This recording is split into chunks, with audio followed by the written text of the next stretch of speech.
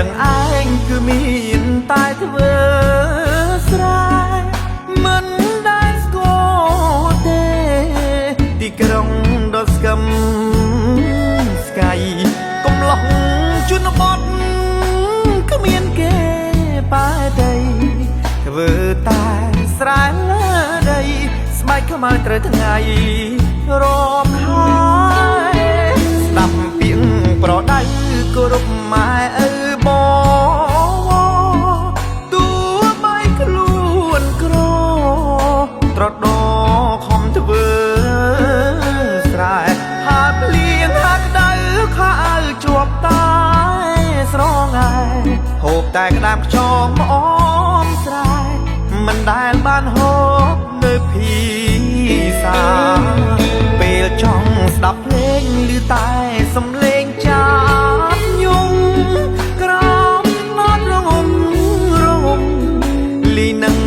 ខ្យល់អាកាំង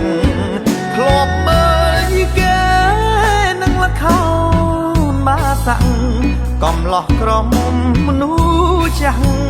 សប្បាយពេលបន់ម្ដងម្ដងស្រុកស្រែចឹងឯងគ្មានទេរថយន្តល្អមានតែរទេះគោសម្បូរកញ្ជើល្អីដល់ពេលល្ងាចយប់ឡើងគ្មៀតខ្មៃស្រែកច្រៀងគៀងគោមន់ទីក្របីសំឡេងលាន់លឺឡើងពេញភូមិ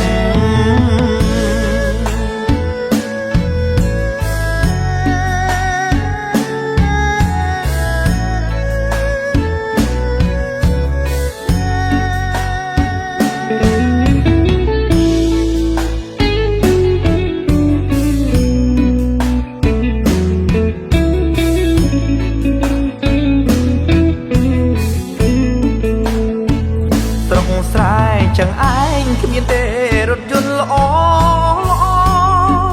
មានតែរទេះគោសម្បូរកញ្ជើល្អីដល់ពេលល្ងាចយប់ឡើងគ្មៀតខ្មៃស្រែកច្រៀងគៀងគោមន់ទីក្របីសំឡេងលាន់លឺឡើងពេញភូមិ